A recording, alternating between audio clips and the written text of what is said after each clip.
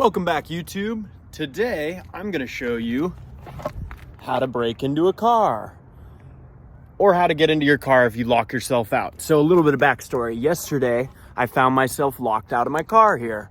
I've got a 2013 Ford C-Max and the keys were locked inside. Not of my own doing, but it is what it is. So I do have AAA. I could easily have just called AAA, but I wanted to get in myself and I knew that I could. I've had AAA before for lockouts, and all they really do, for the most part on modern cars, is use one of these air wedges. So instead of calling AAA, I figured I can always use them as a last resort. I went on down to Harbor Freight and I picked up this air wedge. And this is the main tool that I'm gonna be showing you how to use to get into the car. Now I picked up some other stuff too. I got these fiberglass wire runners. These, you can link them together. I'll just show you briefly here. They've got a threaded end, and on the other side, so that's the male, you have the female, so you can thread all these together. I think it says right here that this is up to 33 feet of fiberglass, but those didn't help me much. I went over to AutoZone because I wanted to make sure I was prepared. And I got this little grabber tool. I thought that maybe this might help me, but at the end of the day, what actually got me in was a good old-fashioned coat hanger. So I'm gonna show you exactly how I did it so that if you're ever locked out of your car and either you don't have a AAA membership or just for some reason you're not able to, call AAA, whatever, you can get into your car all yourself, non-destructive entry. You're not gonna have to break a window or anything, and it's gonna be super awesome. So let's check it out.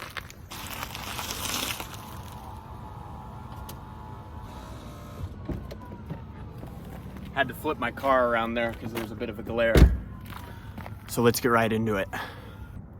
So these air wedges are really amazing tools. They're very simple. You have a little pump here and this very heavy duty bag here which inflates, and then there's a little air release right here. So you just righty-tighty twist it all the way down, and that's going to create this pump. And just by working that little hand pump, as you can see, it begins to inflate. And these can be used for a lot more than just getting into cars. They can be used for carpentry, setting windows, fixing squeaky doors, anything like that, setting door jambs. Lots of great things, but let's go ahead and get the air out of it. When you're getting into a car, the primary principle here is that you can work this air wedge into the door and actually create a little gap there and gain access to the car. So I'm going to show you exactly how I did it. Let's go ahead and lock the car. I did leave the window open on the other side just in case I can't repeat it, but I was able to get into the locked car last night. So let's go ahead and lock it, make sure the window's open, and I'll show you exactly what I did. So, door's locked, can't get in, but there's a crack right here. So you can just go ahead and start kind of shimmying this in, just like this. And then, again, righty-tighty, turn your little silver knob so that you can start creating that pump.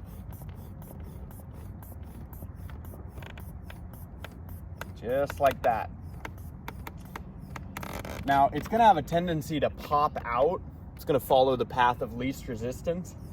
So what you'll usually see is guys will get a wedge in there as well, right? So let me give you a close-up shot. So as you can see, I've created a bit of a gap there. There's a little bit of a gap. Now, it would be good to have a nice rubber wedge, but I didn't have a rubber wedge yesterday, so I used my trusty Mora-Niv. And yes, I did flex coat my Mora-Niv when I was a teenager, whatever. But the point is, it's a plastic sheath, and that's gonna be less destructive. So I think I kind of just did that. And then I used that to wedge the door further. Then I released the air on my air wedge. Forgive me, this is a little tricky to film one-handed here. So I released the air, and now I've got a permanent gap because I've got this Mora-Niv stuck in there. And I can use that Now that I've got a little gap, it's gonna be even easier to slide this air wedge in further into the car. And usually you'll see guys kind of do it almost at the corner here. So any tow truck driver is basically an expert at this. They do this all the time. Locksmiths do it. But if you call a locksmith and you don't have insurance, a car lockout could easily run you in the hundreds of dollars. And this airbag, I think, was less than $10 at Harbor Freight, maybe a little bit more. It's definitely less than 20. So I definitely recommend you pick one of these up yourself. There's no reason you should pay a locksmith when any capable man, or woman for that matter, should be able to do this themselves. So I just kind of wedged this in further, and then I pumped it up again.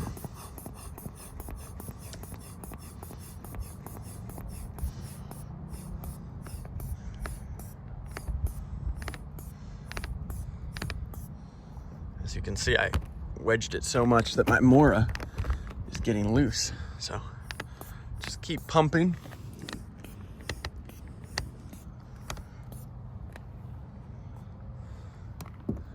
And now we're starting to get a little bit of a crack in here. All you need is a little crack.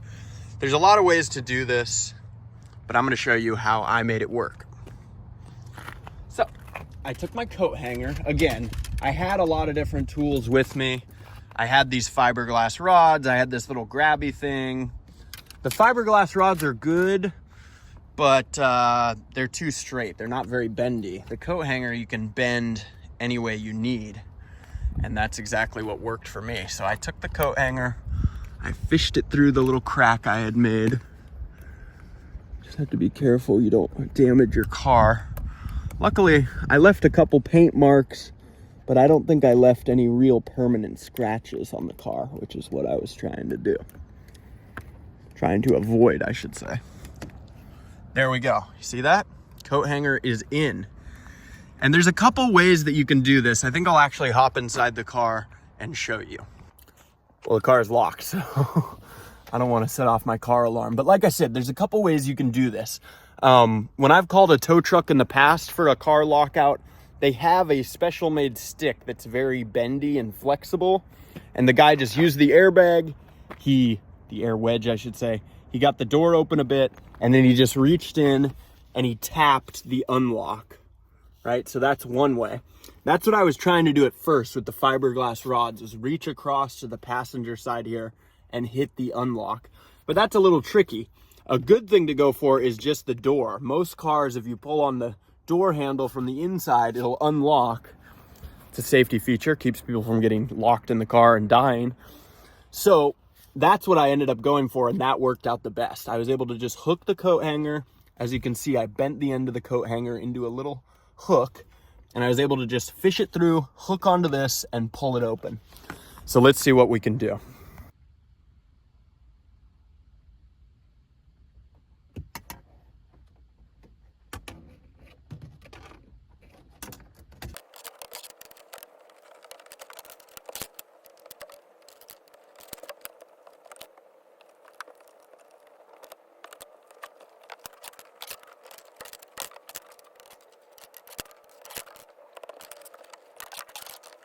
A few moments later.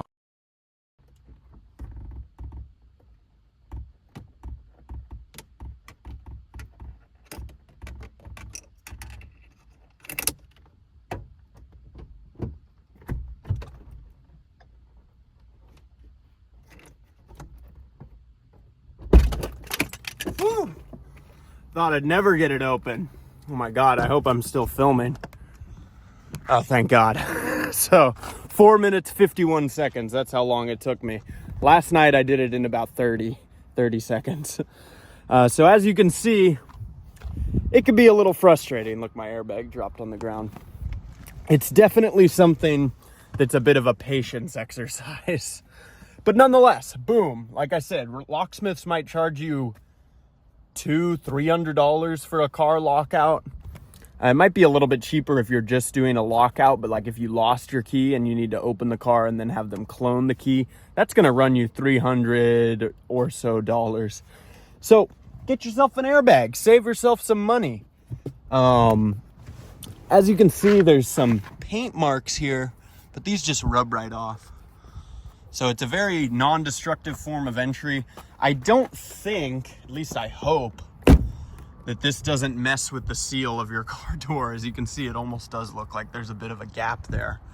But that's to be determined. At the end of the day, it could save your life. You know, if you're stranded somewhere, it's cold out, you could freeze to death, you could die, you could be in, you know, any number of situations where you need to gain access to your car, and it's a good idea to know how to do this.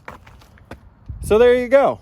How to get into your car with an air wedge. It's pretty damn easy. It can be a little finicky. As you can see, it took me a long time to grab the frickin' thing, but it is what it is.